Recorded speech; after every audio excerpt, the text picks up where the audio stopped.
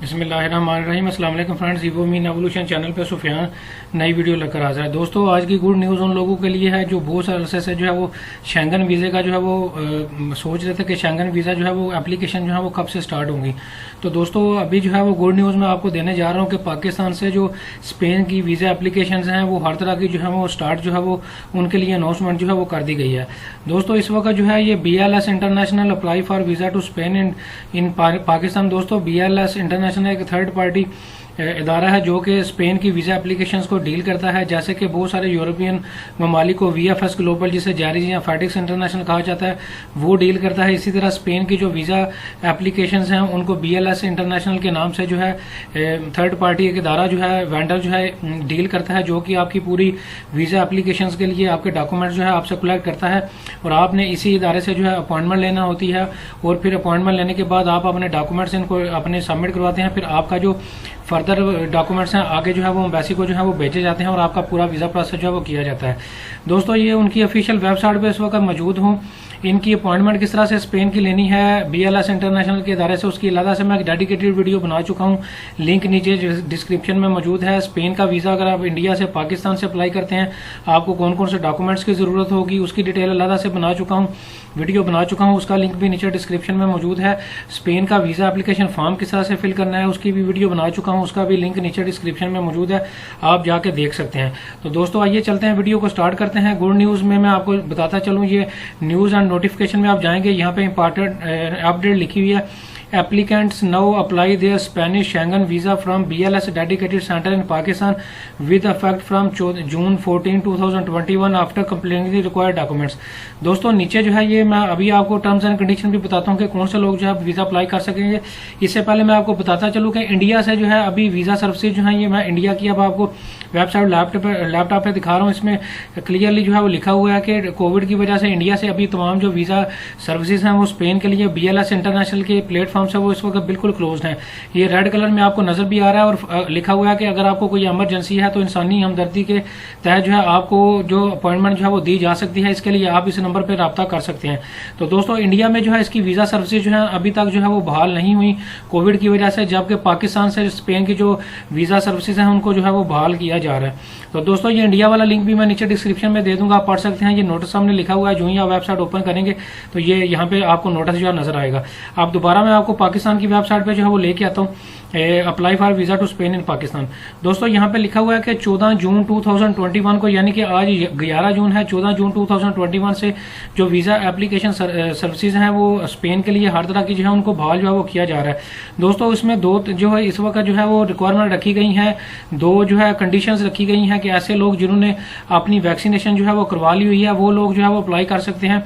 और इसके अलावा वैक्सीनेशन में भी ये शर्त रखी गई है कि जब आप अपनी वैक्सीनेशन अपने मुल्क से पाकिस्तान से करवा लेंगे तो उसके 14 दिनों के बाद जो है जो वैक्सीन की आखिरी डोज है जब आप ले लेंगे उससे 14 दिन के बाद जो है आप वीज़ा अप्लाई जो है वो कर सकते हैं। और आगे लिखा हुआ है कि वैक्सीनेशन जो आप जो है वो कौन सी वैक्सीनेशन जो है वो आप लेंगे तो उसके बाद जो है वो वीज़ा अप्लाई कर सकते हैं। तो दोस्तों, इससे फाइजर का भी नाम शामिल है, एस्ट्राजेनेका का नाम भी शामिल है, बायोटेक का नाम भी शामिल है, जॉनसन एंड जॉनसन का भी नाम शामिल है। और दोस्तों, पाकिस्तान में जो 95 वैक्सीनेशन लग रही हैं 95% वो साइनोवैक है या साइनोफार्म है। तो दोस्तों, इसका मतलब यही है कि अगर पाकिस्तान से आपने जो कोई भी ऐसी वैक्सीनेशन है जो लगवा ली हुई है, 95% लोगों को यही वैक्सीनेशन लगवाई जा रही है, साइनोफार्म और साइनोवैक।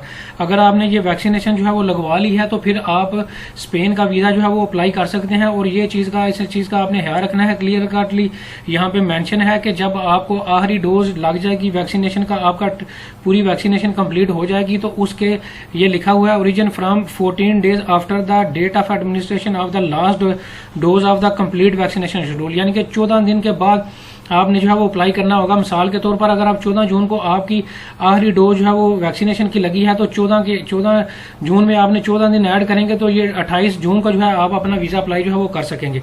तो इसलिए दोस्तों, जिस डेट को भी अगर तो आपने ऑलरेडी पहले ही वैक्सीनेशन ले ली हुई है तो फिर कोई इशू नहीं है, आप जो है फ़ौरन अपनी अपॉइंटमेंट जो है वो बुक करवा सकते हैं।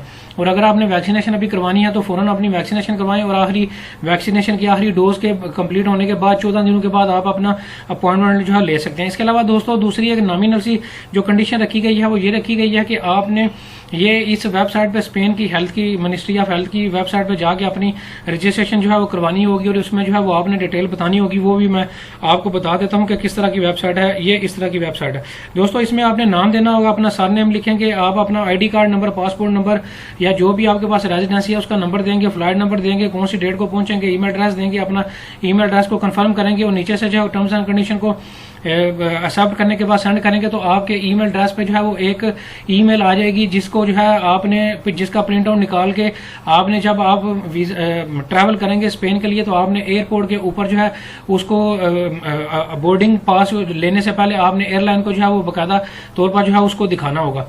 दोस्तों ये इसमें जो है इसकी डिटेल भी जो है वो मेंशन है। मैं कोशिश करूंगा इस वीजा एप्लीकेशन फॉर्म को किस तरह से फिल करना है उसकी अलग से एक डेडिकेटेड जो है वो वीडियो जो है वो बना दूं। दोस्तों ये कोई मुश्किल नहीं है। तो दोस्तों इन 2 कंडीशंस को जो है आपने फॉलो करते हुए जो है आप अपनी जो है अपॉइंटमेंट ले सकते हैं। ये दोस्तों डेफिनेटली आप ये फॉर्म उस वक्त फिल करेंगे जब आपको वीजा ग्रांट हो जाएगा, उसके बाद आपने फिल करना होगा। उससे पहले आपने अगर अपनी वैक्सीनेशन ले लिया तो फौरन से अपनी पहले स्पेन के लिए अपनी अपॉइंटमेंट पाकिस्तान से जो है वो बुक करवाएं। और इसकी अलग से मैं डेडिकेटेड वीडियो बना दूंगा। ये आपने जब स्पेन ट्रैवल करना होगा तो आपने अपनी जो एयरलाइन होगी उसको बोर्डिंग करवाने से पहले एयरपोर्ट के ऊपर जो है वो आपने उसका QR कोड भी एक जनरेट होगा जो आपको ईमेल के थ्रू जो है प्रिंट आउट मिलेगा। उस QR कोड को जो है वो स्कैन करवाना होगा एयरपोर्ट पे और ये आपको तब जरूरत पड़ेगी जब आप ट्रैवल कर रहे होंगे। तो दोस्तों ये स्पेन के बारे में कुछ इन्फॉर्मेशन थी जो मैं आपसे शेयर कर रहा हूँ, उसका लिंक भी मैं नीचे डिस्क्रिप्शन में दे दूंगा। तो थैंक यू वेरी मच। मिलते हैं नई वीडियो में नए टॉपिक के साथ। Thank you very much.